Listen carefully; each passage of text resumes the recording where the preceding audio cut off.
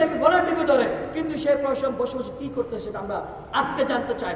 আজকে সব তাল বাহানা সবকিছু সাইডে রেখে আজকে আমাদেরকে জিজ্ঞাসাবাদের আপনাকে মুখোমুখি হতে হবে যে আপনি কি করতেছেন। আপনি তো বিশ্ববিদ্যালয়ের প্রক্টর, আপনি তো বিসি, আপনাকে তো আমরা বসে আছি, আপনাকে সাধারণ শিক্ষার্থীরা বসে আছে। আপনি যদি ন্যূনতম নিরাপত্তা নিশ্চিত করতে না পারেন, তাহলে আমার মনে হয় না, আমাদের মনে হয় না আপনি এখানে বসার কোনো যোগ্যতা রাখেন। আমরা বলতে চাই যে আপনি এই যে ক্যাম্পাস নিরাপদ কখন থাকবেন? আমরা বারবার করে আপনারা যখন আপনাদের কাছে গিয়েছি গত বিগত 9 মাসে, আপনারা বলেছেন, বিসি স্যার বলেছেন যে আমাদের ডাকসু ছাড়াও আমার আরো 209টা অফিসিয়াল কাজ আছে। আমরা ধিক্কার জানাই।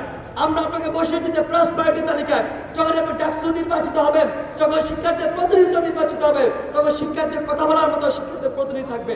আজকে সাম্য খুন হয়েছে, সাম্য খুন হওয়ার 11 দিন পার হয়ে গেছে, কিন্তু তার পক্ষে সাধারণ শিক্ষার্থীরা জমায়েত হতে পারতেছে না। কারণ কি জানেন?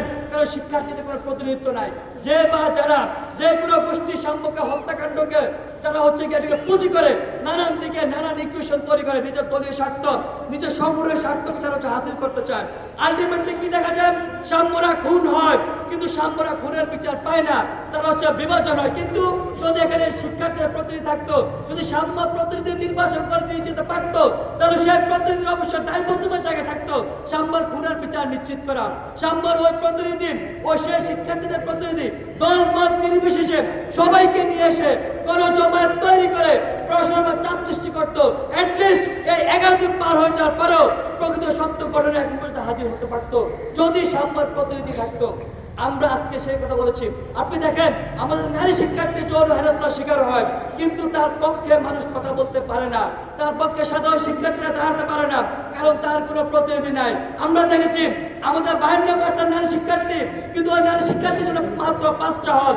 ওই নারী শিক্ষার্থীরা এখনো 5 আগস্ট পরবর্তীতেও তাদেরকে হচ্ছে প্রতিকরণ করতে হয়, তাদেরকে রোদে ভিজে, তাদেরকে হচ্ছে রোদে পড়ে বৃষ্টিতে ভিজে তাদেরকে এখনো হচ্ছে আন্দোলন সংগ্রাম চালিয়ে যেতে হয় শুধুমাত্র একটা সিট পাওয়ার জন্য। কারণ অথচ দেখেন বিপরীত পরিস্থিতি, দেখেন বিপরীত চিত্র দেখেন, আমাদের কর্মচারীদের জন্য আলিশান ভবন হয়, সে আলিশান ভবনে কর্মচারীরা থাকে না, সে লাখ বাহাদুররা সে আলিশান ভবনকে ভাড়া দিয়ে দেয়, সেই ভাড়া ভবনে আমরা শিক্ষার্থীরা ভাড়া থাকতে হয়। কি দুর্ভাগ্য, কি নির্মম পরিস্থিতি শিক্ষার্থী সেটা চিন্তা করেছেন। যদি আজকে শিক্ষার্থীর প্রতিনিধি থাকতো, তাহলে তার সুযোগ সুবিধা শিক্ষার্থীর দাবি দেওয়া নিয়ে বার্গেনিং করার একটা সুযোগ থাকতো।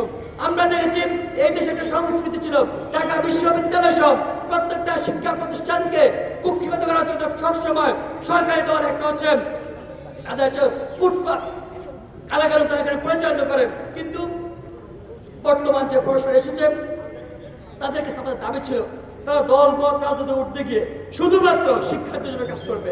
আজকে সর্বশেষ বলতে চাই, বিশ্ববিদ্যালয় প্রশাসন গত 9 মাসে যে প্রহসন করেছেন আমাদের সাথে, সে প্রহসন আজকে অবসান হতে হবে। যদি আপনারা বিগত 9 মাসে যে কাজ করতে পারেন নাই, আপনারা বারবার বলছেন